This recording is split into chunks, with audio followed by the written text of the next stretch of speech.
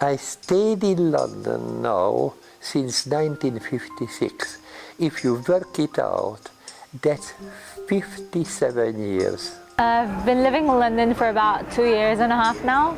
I came because the revolution started in Egypt and it was a bit unsafe to stay there. I've been in London for about 4 years now. So I've been to London for 7.5 years now. I've been in London for 4 years. Actually, I'm now on my 4th year. I have been in London for almost 4 years. I've been in London for over a year, just over a year.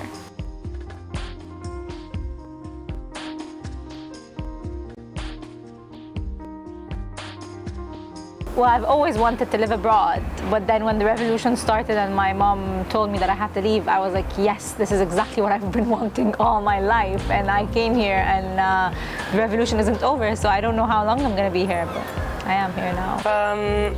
I came to London because I had a desire of achieving my goals and dreams, and that was to become a graphic designer. I decided to come to London because I really wanted to learn English, and I was meant to stay here just for 6-7 months. So I came, I studied for a while, and then I just decided to apply for university, so I decided to stay longer. I came because I wanted to graduate from London.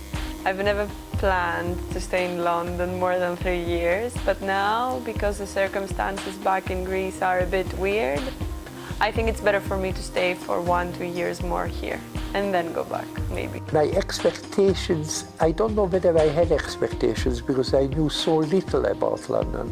When I came here, I found it a little bit frightening because everything was so different from the continent. Not just the fact that the cars went on the wrong side of the road, but also people were, if you like, very formal. The light was so yellow everywhere. It all changed since then. There was something quite gloomy about the place. At that time, London looked, in terms of ethnic groupings, if you like, completely different from what it is today. It was very, very English compared to what it is now.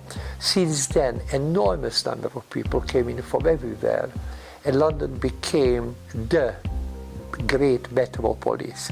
It has become a kind of melting pot, if you like, for everybody. I think that living in an international city is something very good and very important, and even that I didn't realize it in the beginning, then I started realizing how much I can learn. Then obviously I made a lot of friendships with different people, and I could learn.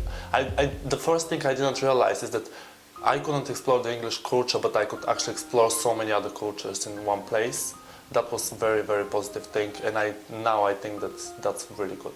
London as a city is quite a bit like, it's like a melting point. There's everything. There's like, here in Canary Wharf, it's all business, everyone is in a hurry, everyone wants to rush to work. Where you go to Central, all these posh mothers with their babies in the strollers, it's like, it's everything. It gives you a bit of everything. And for me, I feel like I find myself here because where I take the tube and I go to East London and I enjoy the arts, or I take the tube and I go to South Ken and I enjoy a good meal. So it gives you a bit of everything, I guess, and I'm discovering it every day.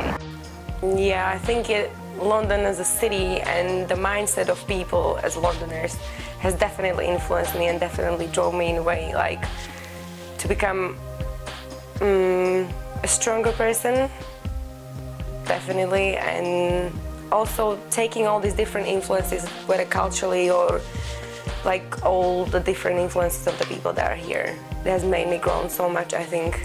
The place I'm coming from, people have stereotypes, so many people are actually following it.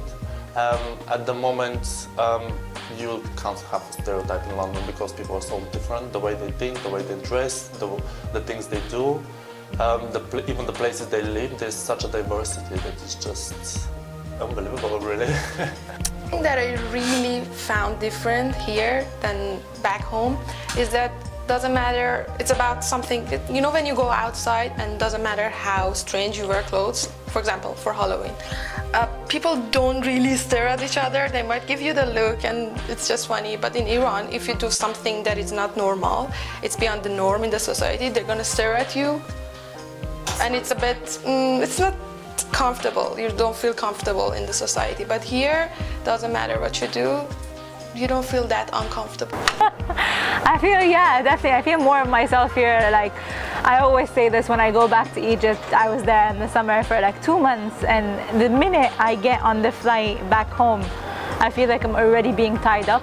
Slowly, I'm being tied up. And for the month or two that I spend there, it's like everything I do, I'm very critical of. I'm like, who's gonna say what? Who's gonna see me? What's gonna happen?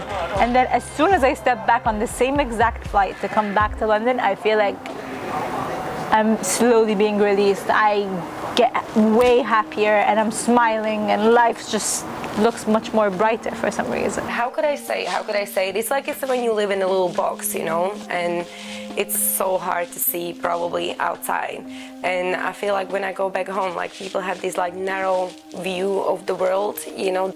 If you come from a place like Hungary, you have a false impression of the world because you see it from a completely different point of view. You see it from the point of view which is not really well informed because you didn't have direct, if you like, connection to all kinds of other people. London opened my eyes. You start analyzing every little detail, whether you become more religious or not religious, or it makes a big difference on who you are as a person. I feel a lot more different than I left Egypt a year ago than I do now. I'm definitely a different person. Yeah, I feel like now I call it home. Now after all those years, like when I go back home, it doesn't feel like home anymore, which is quite strange. It's like the feeling when you are in your country for a long time and then you haven't been to London for 3 months, let's say if it's summer, and you come back and instantly at the moment I'm outside the airplane, I'm outside the airport, I feel I'm home.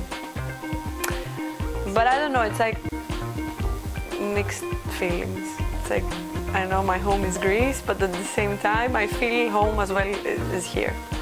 How can I say this? Home is where I am.